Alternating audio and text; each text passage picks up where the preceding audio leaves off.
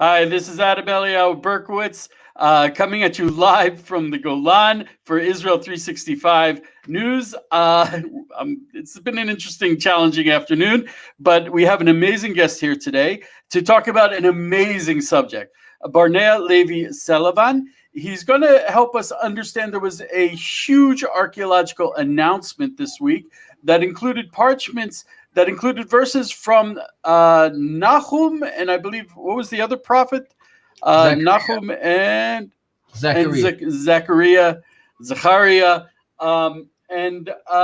So this is definitely significant to people who like prophecy. So I'd like to have Barnea. Barnea is one of those guys who, if you start introducing him, the list just keeps going on and on and on. He's an amazing person with a lot of qualifications. He's an expert in so many different fields. And funny. And funny, and he puts up with me, so I'm all for him. So Barnea, just tell us a little bit about yourself and why you're the person to talk to about this particular archaeological find. That I'm the person to talk to is your decision. I'm on the sidelines, but I have some background to be able to appreciate, interpret, and have done a little bit of digging into the information I hope going to be helpful. I grew up, my English I learned from the Hunky Binky show, which is the Chet Huntley and David Brinkley nightly newscast. So I grew up on news when somebody was reporting to you what was there because you wouldn't. So I hope to help in the report. I am an educator primarily. I'm co-director of the Foundation Stone Educational Organization. I became an archaeologist. I'm a licensed tour guide. Nowadays, I do tours by Zoom mostly for communities, for individuals, live, on-site. That's how we teach. The Foundation Stone connects the land to the text and to the artifacts and puts it together educationally, creates media. So this is what we do, and we've even run excavations in Yavne and elsewhere, and I'm doing my PhD at Tel Aviv University on Yavne. My background in Dead Sea Scrolls is like others who've gone through school, except that I also co-edited this book by the great Hanan Eshel of blessed memory, who was a learned Jew and an archaeologist and a cave exploration aspect. And this is about the Qumran caves, including the area which is being surveyed. Now, I just want to say it's not one discovery here.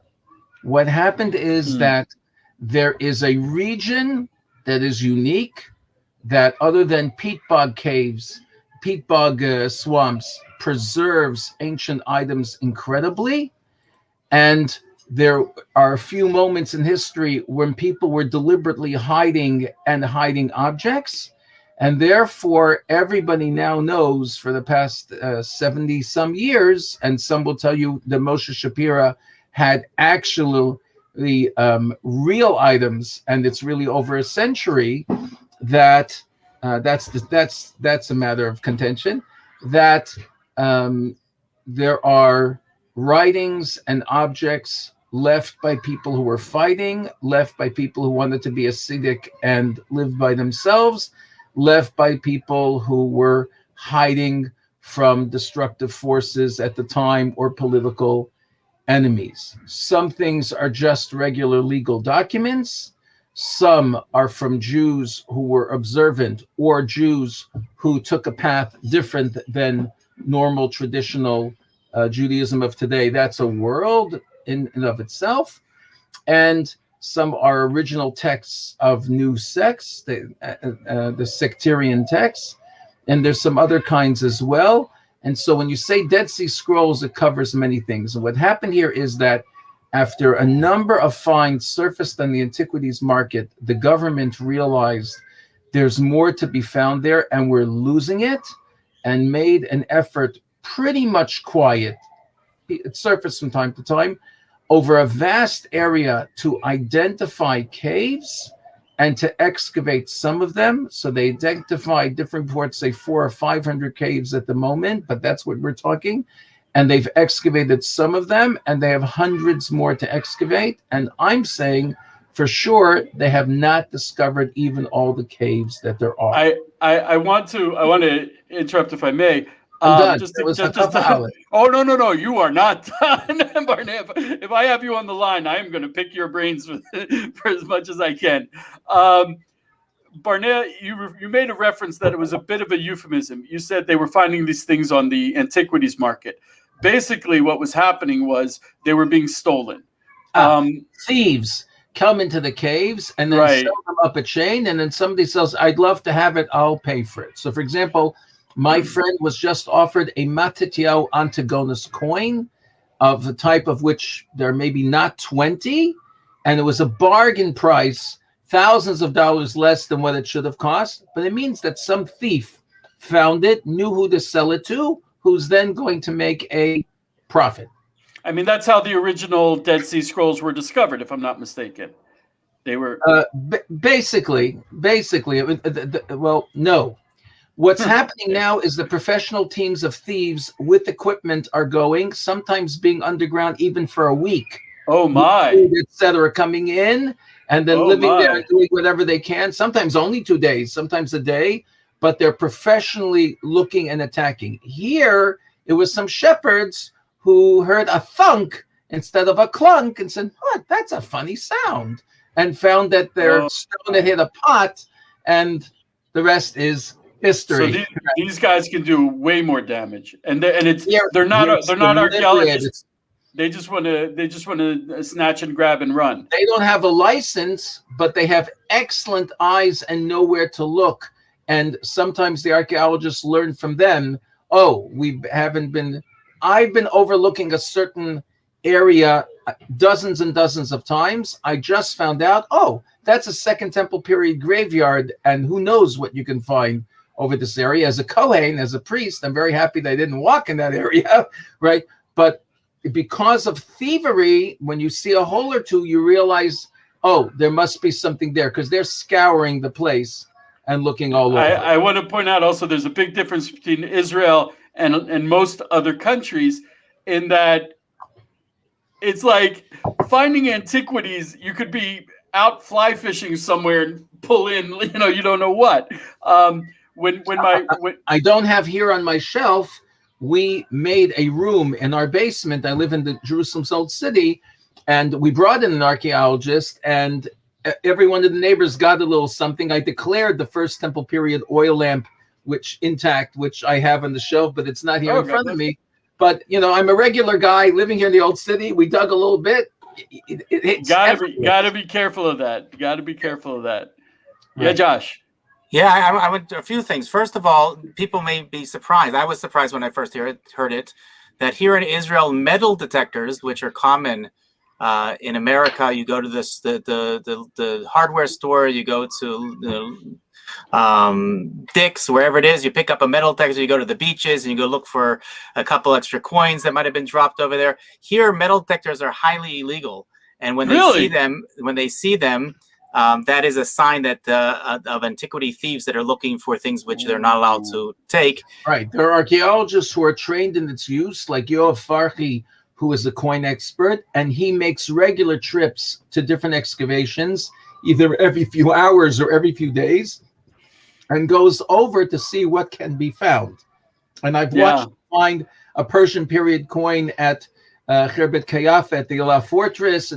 That is with a license and in a legal framework. In England, there's an antiquity scheme, and you go and you find, and the government pays you, or you get credits, etc. So you just report it in. They're good, because we archaeologists can't do it all by ourselves. So everybody go, and all kinds of things happen, and becomes part of what Britain has in its treasures, but they pay for it. It's even doubly difficult in this particular case, in that the Dead Sea is what ignorant people call the occupied territories. So it doesn't come under the normal Israeli. In some areas, it does not come under the. Some of it is mainstream Israel, more to the south. Some of it is the Judea-Samaria unit of antiquities, and some of it is claimed by the Palestinian authorities. So any act of possession is a political statement. This is ours, and we're here. Now, the finds are all Jewish, And the finds which the thieves are stealing are primarily Jewish finds, because if you find a Bar Kokhba coin, that's gold, right? And they're finding them. So I just wanted to make the point too, and then we'll go wherever you want. What happened here, which is basically unprecedented, certainly in the past few years, I get the Antiquities Authority announcements, and I go to press conferences whenever I can. So what was unique here is that it was a laundry list of, we found a 10,500-year-old basket intact, unique. We found a 6,000-year-old baby wrapped in a cloth with the hair even still there. We found Bar Kokhba coins. We found weapons. We found skeletons. We found scraps of 80 scraps of Dead Sea Scrolls. We haven't had new Dead Sea Scroll scraps are there. And even though it doesn't add a lot, but Josh, get ready. Every scrap of information is valuable. So Eliyahu's not used to your puns. I think they just go over his head. Yes, I didn't. But so it can, and some of the reports, Professor Larry Schiffman of NYU told me, some of the reports confuse two different canyons and two different caves. This was found here, this was found there, because it was an overwhelming presentation. But you're not hearing about one find. You're hearing about a series of finds over a series of years, in many different caves, all presented in one shot. So that's why there's some confusion. Also, I want to point out the parchments that are of intense interest to me. They were found in a cave called the Cave of Horror. And the reason why it's called the Cave of Horror, it's technically cataloged as cave number 8 of the Judean desert. They found in there the skeletons of 40 men, women, and children when they first went into the cave in 1960. And the reason why they were there were these were Jews who were fleeing was it the Greeks, I imagine? No, the Romans. The Romans, they were fleeing the Romans, and the Romans actually laid siege to the cave. And smoked them out. And smoked them out. And smoked them, so people suffocated to death. Right. Oh, really? Wow. Okay, so there were 40 skeletons that they found in the 1960s. I thought it was 30, but that's fine. I didn't check it. I'm actually showing 40. Okay. Actually, now I guess it would be 41. They found so that's why it's called. You know how they excavated it? They used a skeleton crew. And it was locked, so they used a skeleton key. Okay. This is, I guess, Josh, this is okay. He's okay. This is the day of bad puns. Okay. I've been working on him. Okay. Do you have specific questions? Well, I actually did get back a response that I sent to you. The archaeologists who worked specifically on the verses. Let me just find out. I want to get their names precisely. They were Tanya Bittler, Dr. Oren Abelman, Beatrice Riestra. They are all from the Dead Sea Scrolls unit at the Israel Antiquities Authority. And they were very kind to answer some questions that we had for them. And I forwarded them to Barnea. Barnea, so tell me a little bit about the verses that they found. So Oren Abelman, his father, Kobe Abelman, is a top-notch guide, and I'm on a guide list. And so Kobe wrote, okay, if you have questions, I can ask my son. So there are different ways here in Israel to get information. Or I did reserve duty with the guy. That's the way it works.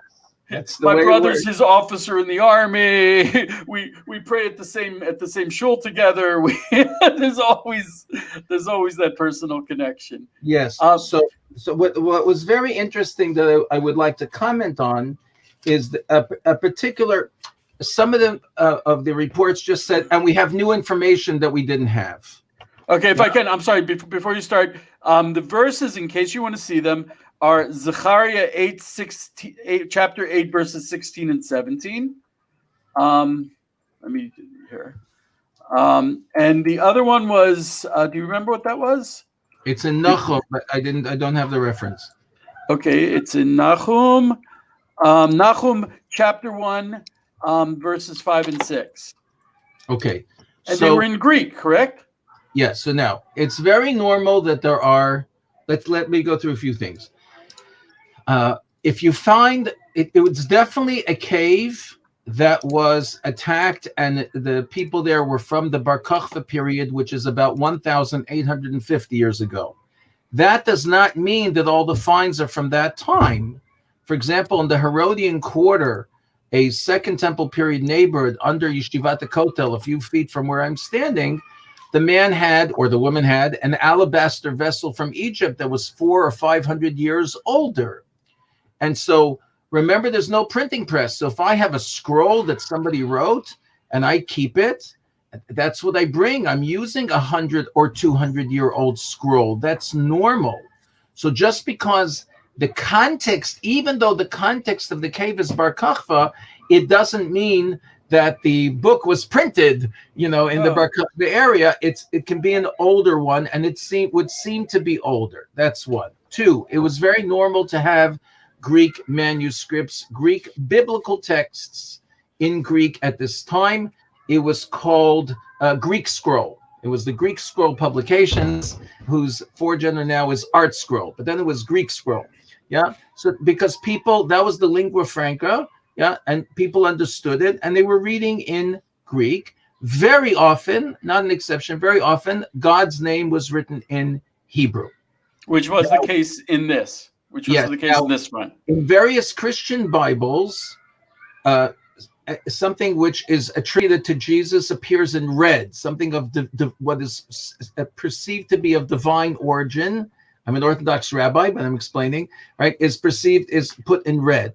In Jewish sources, it says that Alexander had a Torah scroll, and all the names of God were in gold. And then there's a halachic discussion: could the gold be scraped off, would not be scraped off? But you see this tendency of making God's name different. Now, in Jewish law, God's name can't be erased. If a scribe makes a mistake, other words can be erased and fixed in the Torah scroll. God's name, there's a separate laws prohibiting erasing God's name. Let's say I wrote Elohim instead of the 4-letter name. So, oops, you can't erase that to fix the scroll. And also, Professor Schiffman sent me a note because that there are Greek scrolls that used the pi and the iota, and pi and iota, which looks like Yud K Vav K, that looks like the letters of God in Greek backwards, so to speak. So they represented God's name that way, right? I think the visual impact was part of the idea. Now, I'm using the royal we, used to that in Dead Sea Scrolls, there are differences in the texts. There are those texts which they added their own commentaries to it. And they said, this is a reference to that guy in Jerusalem or to what's going to be. And they made the traditional text relevant for their times, for their era. They had tefillin. They didn't just have the tefillin sections that we have. They added, they kept on going, they put in the 10 Commandments.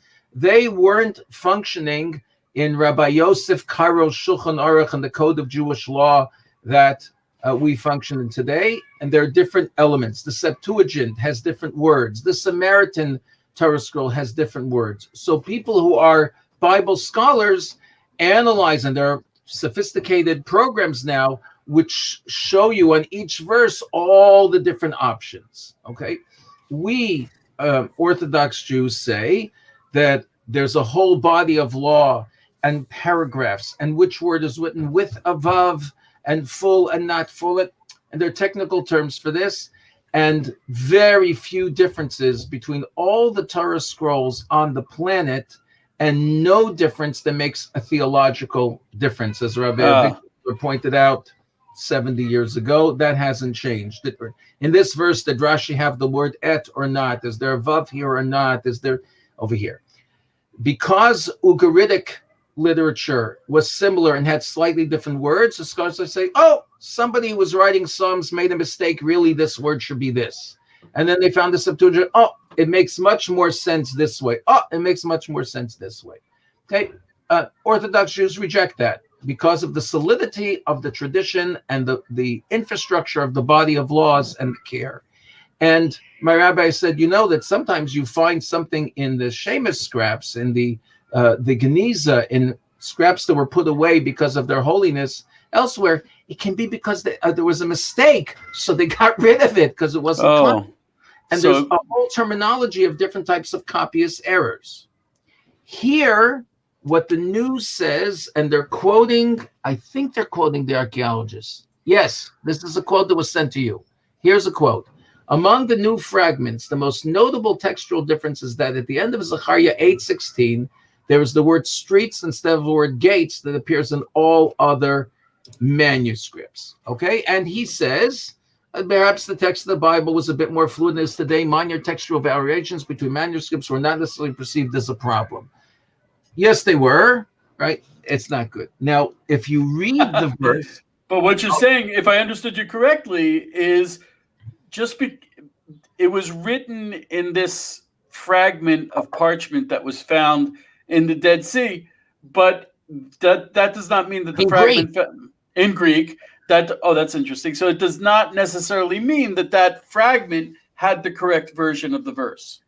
Correct. Now, first of all, with all due respect to the scholars, I would like to hear somebody expert in ancient Greek in particular look at that word and discuss what that word is, because it's possible that saying the word streets is not, it's in this context, it has that meaning. You really need to know. I'm studying ancient Greek right now, and I'm more sensitive now to scholarly discussions about, was it translated this, was the implications. You have to know Greek language, and you have to know archaic Greek language, Greek culture to be able to assess these things. Okay? Wait for the new Cambridge lexicon. It's being printed next month, 20 years of work. And then you too could look it up and say, hey, wait a minute, there's 24 different meanings of this word. Let me understand the context. Ain't so simple. So that's number one. It's my filter, my academic filter is up. Reservations, I don't accept that as a fact till I have it processed by somebody. Now, if Oren says yes, that Jonathan Price of Tel Aviv University or Hannah Cotton of Hebrew University read it, and this is her translation, very good. It could still be a discussion, but I know that this notable scholar said it and would raise an issue. One. Two. Can we pause for a second, Barneo? Yeah. Okay. You were talking about it being in Greek. You said that's what people, the vernacular that people spoke at the time. My understanding was that it was that the Romans were speaking Latin and Greek, and the Jews were speaking Aramaic and Hebrew. Is that not the case?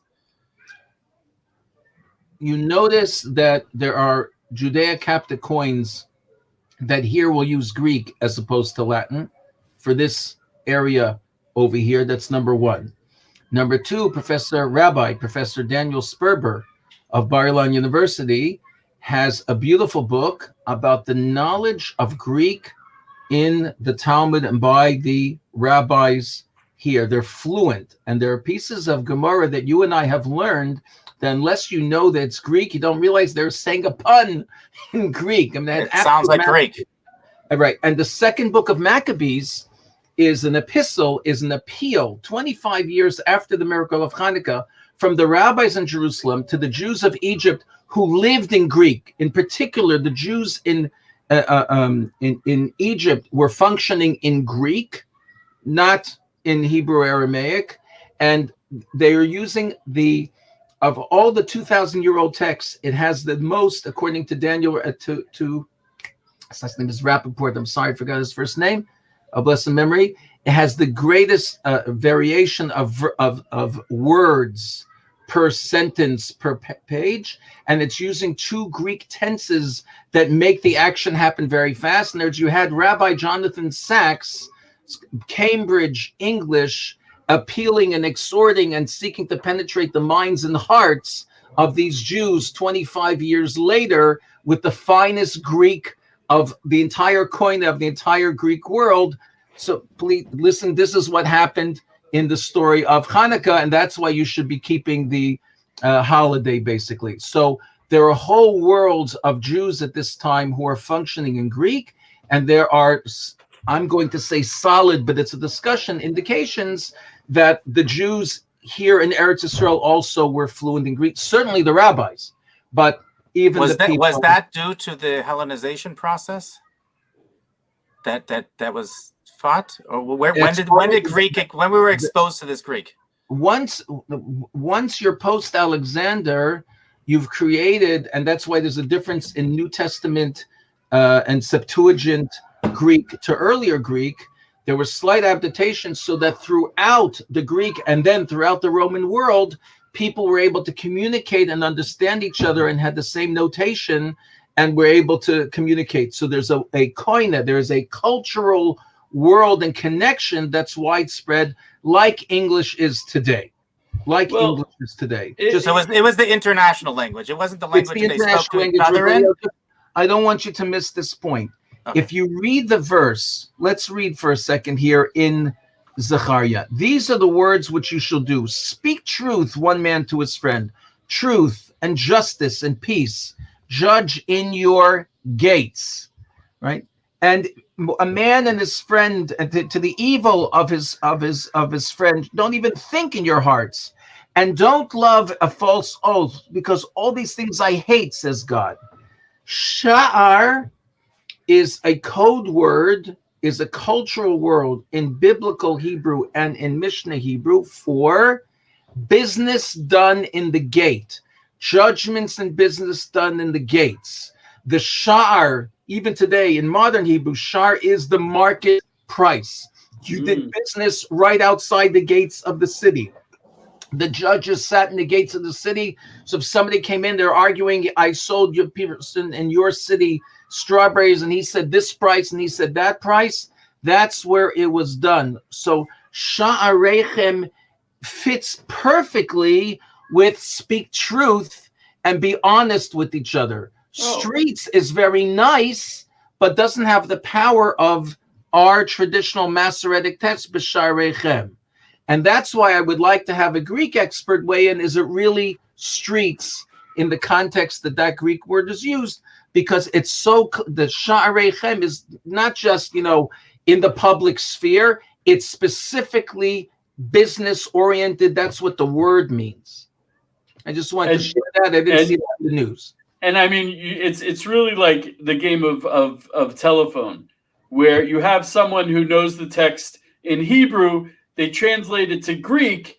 You don't know if they actually understood that very significant distinction that you just pointed out. It is significant, even though people who don't have the context would say, street, gate, who cares? No, it's very significant. That's why I like Microsoft. I would do business with Bill Gates. Okay, so I haven't seen that addressed, and it makes a lot of sense here. But remember, and Josh will back me on this, that the rabbis had a tremendous respect for real ancient Greek, and the Torah scroll in ancient Greek was kosher because, and I appreciate this more now learning Greek, the different layers of meaning which were in the Lashon HaKodesh, in the Holy Tongue, could be reflected without sacrifice in ancient Greek, whereas opposed to if I would put it into French or to other languages, I have to choose one layer of meaning. The richness of the word was retained with the richness of ancient Greek. The Cambridge the same thing is true with certain prayers. On the word echo, they have 26 different layers of meaning in different ancient Greek texts for that one word. It's much richer than any other language. Same thing with certain prayers that can only be done in the Hebrew language, in the original Hebrew language, or Greek. But that's still, I'd like you just to a little bit more. I want to question. Also, if I may, if I can put in one comment here, the point you're making is hugely important to us today, because people who, I'm so often and have dialogues with people who are learning, the Christians who are learning the Bible in English, and I'm trying to explain to them, you're learning a version of a translation of a translation of a translation. And the subtleties, and even not the subtleties, like here we saw something that seems as insignificant, gate, street, who cares? No, it makes a huge difference. So I can't recommend enough to listeners. Here we see the significance of learning it in the Hebrew. It's a scholar who is a master of. Oh, can I find it quickly? A scholar recently. Here it is. After more than 2 decades of work on New Hebrew Bible, a scholar, Robert Alter. Robert Alter has a deep sense of biblical Hebrew and felt that what he was reading didn't reflect the power, the meaning, the poetry, the plays of language, and he wrote a completely new translation to the Bible, which my friend Rabbi Dr. Raphael Zerim of the London School of Jewish Studies loves, and Basi Weinberg, who translates these, loves. I haven't seen it myself yet, but he explains how this missed what the Hebrew was saying. This missed what the Hebrew was saying. So you might want it, for the more erudite of your readers who are ready to spend time on it, Robert Alter's translation, and view that. Start from there. You'll have a better shot, probably, I didn't read it myself, right, at approximating what is going on. Like, the saying that the Eskimos have 55 words, or how many words it is for snow. Yeah. Whenever I try to translate for people, just the concept of ruach, nefesh, neshama, how many different words do we have in Hebrew for soul? It leads to a very spirited debate. It's very. I see where you're going. Okay. Eliyahu needs to come to one of our kiddushes on Shabbos in order to appreciate all the puns. Oh gosh, I'll bring the bottle, but okay. Any other questions on the? He'll bring the spirits. Barnea, at the time you had multiple Jewish sects. And the one that was found around Qumran in the area of the south was different than other sects. They were sort of isolationists that separated themselves and went southward. Can you describe these different sects and perhaps maybe the connection between the languages we just discussed and those sects? Where they all equally use the same languages? I want to point out that we're not talking about Ashkenazi, Sephardi, or Orthodox, Conservative, or Reform. We're talking about a different. Some of these groups, and if I'm not mistaken, some of these groups in the Dead Sea, I mean, if they were around today, they wouldn't be considered Jews. They were so, but they were in that time. They were their practices were so outside of the mandated practices for Judaism and the norms. So, a 3-day seminar in several minutes, and I want to stress it's not my particular expertise. I chose to focus on other aspects. So I dabble in this. I dabble seriously, but if we're discussing ancient Assyria, I would have more to say. Let's put it that way. It's very important to know that how much we don't know. Who the people living, particularly in that small area in the Qumran National Park, is a source of scholarly debate till this minute, with wide gaps between them. Are they Essenes? Are they not Essenes? Are the others? Josephus, in several places, talks about different streams. Professor Yuval Shachar of Tel Aviv University says it's very significant to see where he introduced is that, and why is he talking about there? What are the implications? This is a whole world. Dr. Guy Stiebel of Tel Aviv University, who is the excavator of Masada and has a yearly excavation now, renewed excavations in Masada, has come to the conclusion, I'll give you another scoop, has come to the conclusion, and as this he's already been speaking about publicly, that there are different neighborhoods in Masada. It's not man.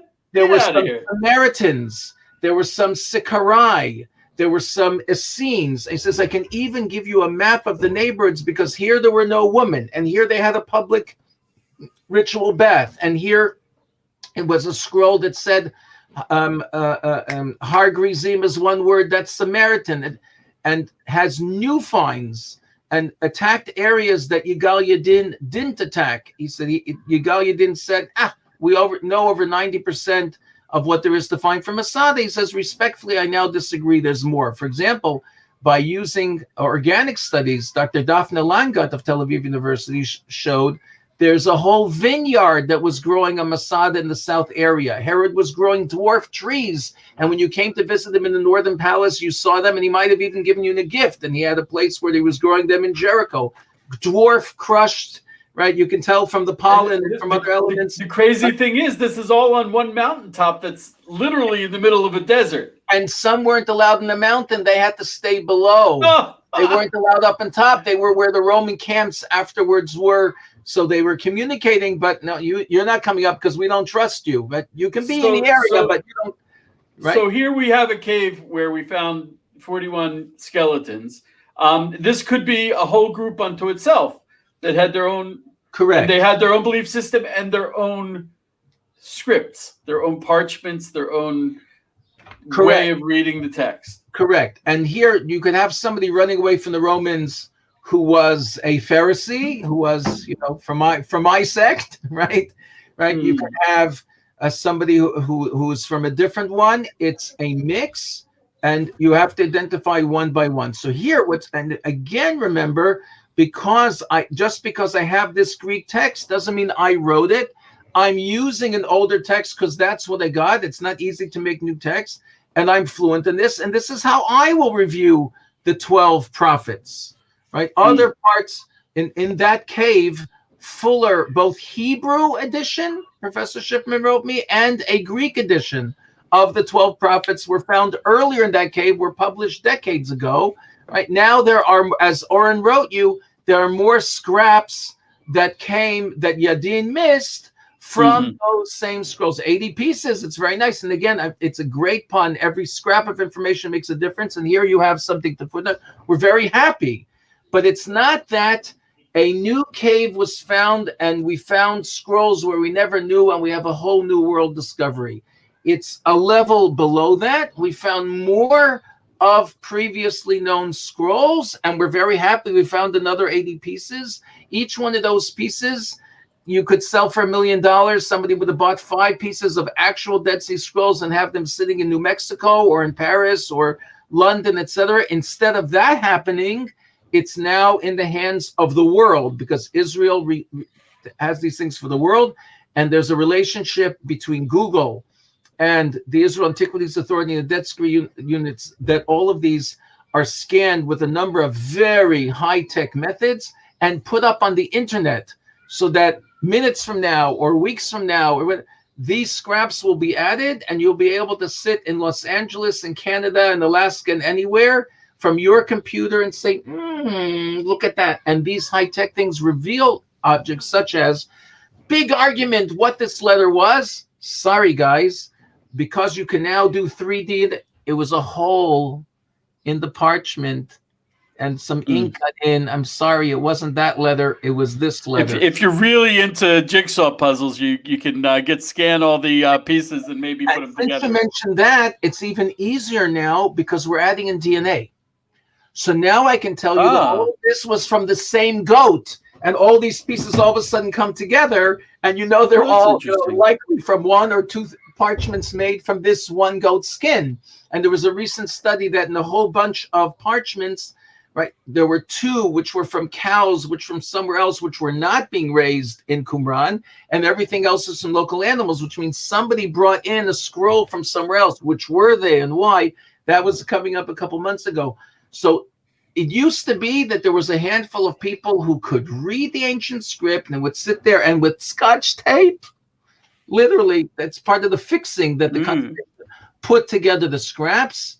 If you're now entering this field, you are working with the lab. You're deciding if you're a lab technician, if you want to know all of these things. Are you the archaeologist, finding them in context and analyzing it? This book by Hanan Eshel is arranged cave by cave. He wanted it understood that these articles about these pieces were all found in this cave, and that I want you to understand the context of finding. If you're not archaeologically sensitive, then you're going to miss that. Are you an epigrapher that can read?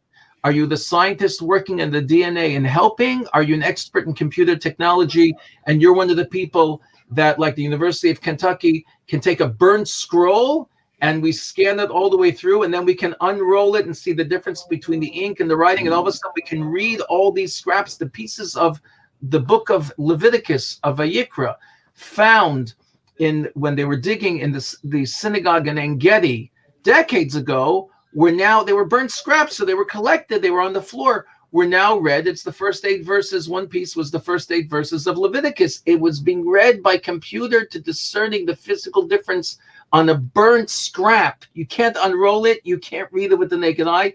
The computer undid it and said, here, this is ink, this is parchment, and here's what it says. Wow. We're in a new world. It's so much fun. And great. I mean, thank God. And also going back and finding the new scraps. Just to give people an idea, they actually, in this cave of horror, after they've already been through it, they went back, and these are the discoveries we're talking about now. They found 80 pieces of parchment, with more than 40 of those parchments bearing some ink remains. And the largest one was 9 centimeters square, which I don't know is about what, like that? Maybe Right. 9 centimeters. So we're talking about they're really taking the tiniest scraps and gleaning the most knowledge they can from it. They did say that the 2 verses that we have were written by two different scribes. One is more ornamented and it's smaller, and the other one was larger writing and less ornamented. So that's also very interesting.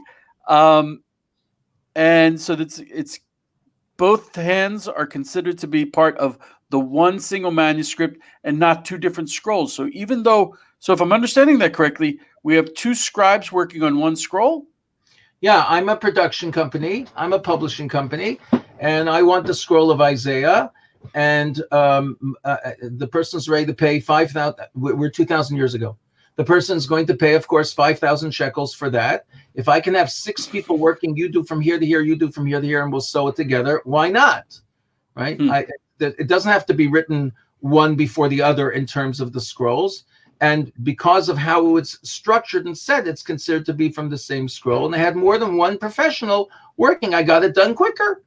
And imagine everybody wants these scrolls. If I've practiced these 40 chapters, and this is my 6th, my 60th time, I go even faster. You do this, we produce them together. Yeah, much faster. So I'm the Zechariah guy. I can pump out Zechariah bang, bang, bang faster than anyone else. I got that, and I've assembled a team. You practice this, and we work together. And by the way, there's also new work being done with mathematical algorithms and with forensic studies used by police to uncover crimes. And they're looking at, like the Arad ostraca, they're looking, saying how many different hands worked here. These 5 pieces of pottery, they were written by the same man or the same woman, because they made the aleph. We're seeing down to the strokes.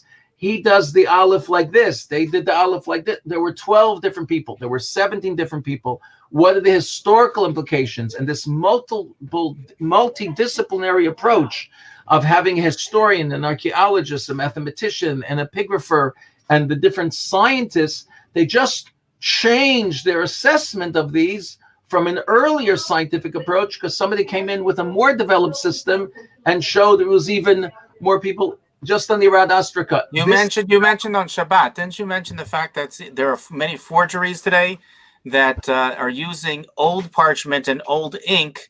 So there's the only way to tell whether or not this is a forgery is by the handwriting analysis. Is that did I get that right? Christopher Rolston does not reveal everything which he brings to the table when he looks through a text, because whenever he announces something, and every once in a while he announces something, from then on, all forgeries don't make that stupid mistake of making this letter bigger than that letter or making it smaller, etc.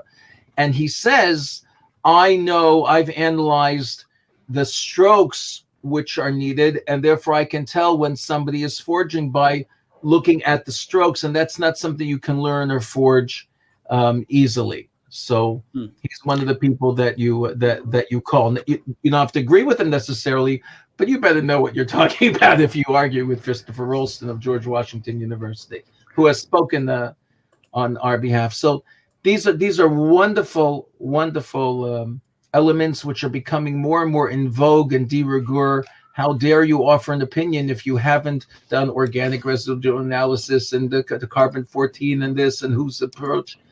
The world of the hard sciences in the past decade has leaped forward. I represent in this forum Foundation Stone and the gamut of Israeli archaeology. I have a little bias because I'm a student of Tel Aviv University. Tel Aviv University is a leader in the implementation. But for example, the Weizmann Institute builds a lab on the side of Tel Safigat with Bar Ilan University, and that's already years ago. And you find out all types of information. They found a metal crucible there, which would have otherwise been gone minutes later because the lab is right there on site. So it's not just Tel Aviv, it's really spreading all over. But Tel Aviv is a leader in this. Let's use the hard scientists, and the results are shaking up our world. Also, I want to point out the archaeologist said that both scribes copied the text towards the end of the 1st century BCE. So that is actually, I believe, according to Rabbi Wikipedia, Zechariah lived in 520 BCE. So we're talking about verses from the book of Zechariah, written about 400 years after the man himself lived? At least, yeah. So that's but I mean, compared to what we have today, it's like... Oh, yeah. It's striking range. It was his great-great-great-grandfather met Zechariah. Yeah, exactly. It's like me writing about Napoleon. It's like that. Right. That's what's special about the books of Maccabees. The first 2 books of Maccabees, even though there are different issues with historical accuracy depending on dates and numbers and geographical, but it's written by people within decades of the events, so you don't have all the game of telephone hasn't happened. He may have deliberately changed something. He may be exaggerating something. He may have inserted a place that it's not there because he wanted that place that. But you're just a few years later. You're writing now about World War II, or you're writing now rather about the Vietnam War. He fought. My neighbors fought. He's right. It's you can't make everything up. It's that much closer. That's why that's one of the reasons why I'm so. Every time I see these ancient texts, even more than the artifacts found in the digs. For me, that's so exciting because you're getting a window, a look at something that was so close to the actual source, and I'm sorry, if you're talking about one word difference, it's amazing that we still have these texts to the extent that we do, and that they're so consistent. Right. 2 quickies. They brought the piece in one of the Hebrew ones of Yigal Yadin showing. Look at this scrap. This is Shimon Bar Kochva giving orders for how the soldiers will get the 4 species for Sukkot. Quote, that's a Jewish commander, unquote. Right? He's making sure they can do those commandments. Second quickie, Meir Ben-Dov excavated in and around the Temple Mount and very widely published. He's an older man now. So we interviewed him on our show. We have a show called Landmines, which is there on Facebook. And we asked him, how did you get into being an archaeologist? He had no plans for this. I was studying other things, but he was in Hebrew University, and you had to do something for Israel heritage. And so I was digging there. I think he was digging with Pesach Bardon. I was digging in the Dead Sea, and we came up this scrap, and it came out from a tefillin, and I read Shema Yisrael, and that's it. I was smitten, right? I changed directions. And Guy Stiebel was a prehistorian, but he excavated in Gamla and found a Roman soldier. The body, I think, was no longer there, but the entire unit of Roman soldiers died when the houses collapsed. and found, all of the regalia of a Roman soldier. He's now a world expert in the Roman soldiers. There's all types of people, when they first encountered it, it just enchanting. Israel Finkelstein got an award. So everybody came in to compliment, and he said, I was sitting in class and you were there. He pointed to Zev Herzog, and you were there. And I forgot who it was. One of the grand oldies was talking about how Hezekiah, Sennacherib, Lachish, the palace, and I saw this mesh of the text and the geography and the finds, and that's it. That. So it happened to me also, and it can happen to others. And hopefully the result of this publicity and in more and more involving the youth in excavations throughout the country, which is now Israel Antiquities Authority policy. Foundation Stone was doing this since 1996. It's now mainstream government policy, thanks to Israel Chasson, the outgoing director. It's called Hanchala, embedding inheritance. You want to dig?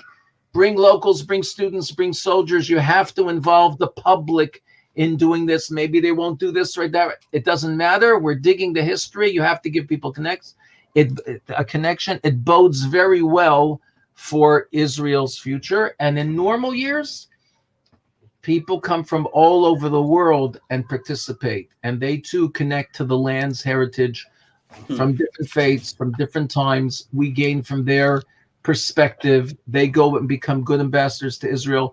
We've really been missing that with the corona, and we hope that comes back as well. I have to tell you, Barnett, listening to you tell about that find of reading the Shema from inside tefillin while I'm looking at my dear friend Josh wearing tefillin, that's knowing that the exact same verse is inside the tefillin he's wearing. That says it all for me. I don't remember all the details, but I heard it from Avner Goren and then from elsewhere. Yadin gets the first scroll, not Yadin, his father gets the first scroll, and he has it in his apartment and calls a relative and says, come with the little one. And the little one also meant a gun, because it was under the British mandate and you couldn't have a gun. And he wasn't sure what he meant. So he brought his young 9-year-old son and came with his gun. And they're looking at the parchment, and they asked the boy to read. We're in 1947, 1948. And we asked the boy to read it. And the boy starts reading it. And he says, I looked up. There's an interview, you can see. And they were all crying. And here's a child raised in the land of Israel reading from a text from 1950 years ago. That connection, they were just in awe of it. These type of things. I'm going to start crying. That's what I mean. Someone wrote every one of these finds proves to whom the land belongs. That was Marilyn Poe. I think it says even more than that. It says not only, who it belongs to, it says why we're here. And why we've always been here. When they found the synagogue in Beit Alba, right, in 1920s, Eliezer Sukenik, that's the name.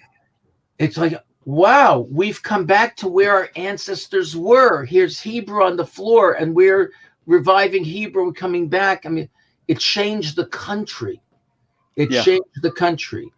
And this is a controversial but a wonderful area of study now. How does archaeology inform the identity of Israel? What was done deliberately, the narrative, and all these. Just the simple thing, you come back and you're holding in your hand. I saw the Keafa Astrakhan in the bucket, right? It's an ancient Northwest Semitic script, even if it's not Hebrew. I can read it. The Aleph is the forebear of the Aleph over here. It's Bob Friedman, our neighbor, Josh, who just left the old city after decades. Bob Friedman. Doctor. He was in Albany. He didn't know whether he knew there's something called a bar mitzvah. His son became bar mitzvah. So he called a travel agent and said, give me a bar mitzvah trip to Israel. He paid for it. They're coming.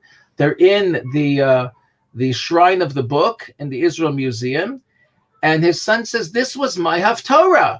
And he starts reading from the replica that's in the Shrine of the Book. Right?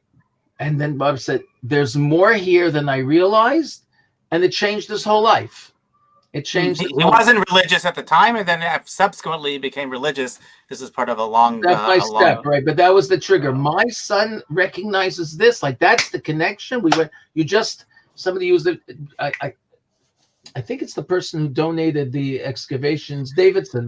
It dissolves the time, right? All of a sudden, you're right there. You're holding it.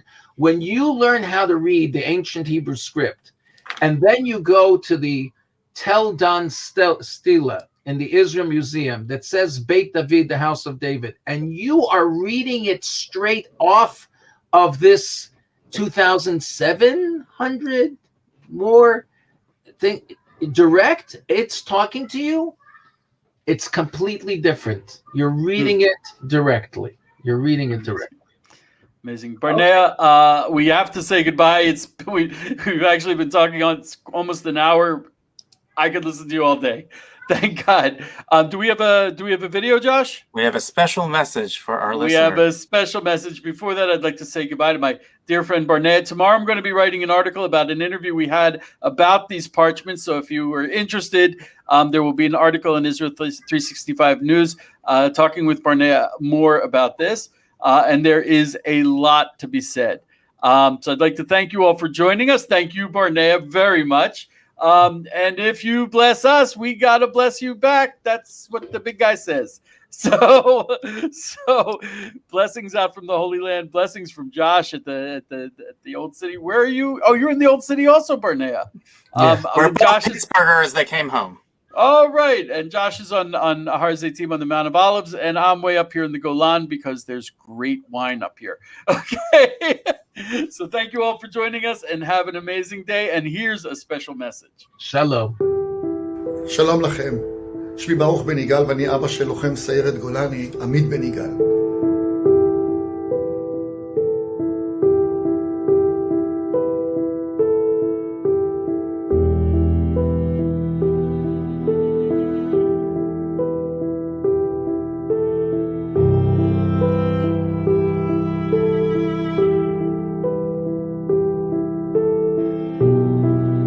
בליל הסדר הזה ישאלו כל עם ישראל, מה נשתנה הלילה הזה? מה נשתנה הלילה הזה עבורי? זה שעמית לא נמצא איתי, יהיה כיסא אחד ריק, כיסא אחד לכבודו של הבן שלי שלא נמצא כאן איתי.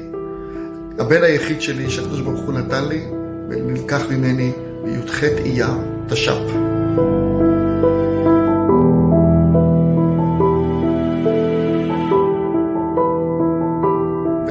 אני מבקש מכולם להשאיר כיסא אחד ריק לעמית.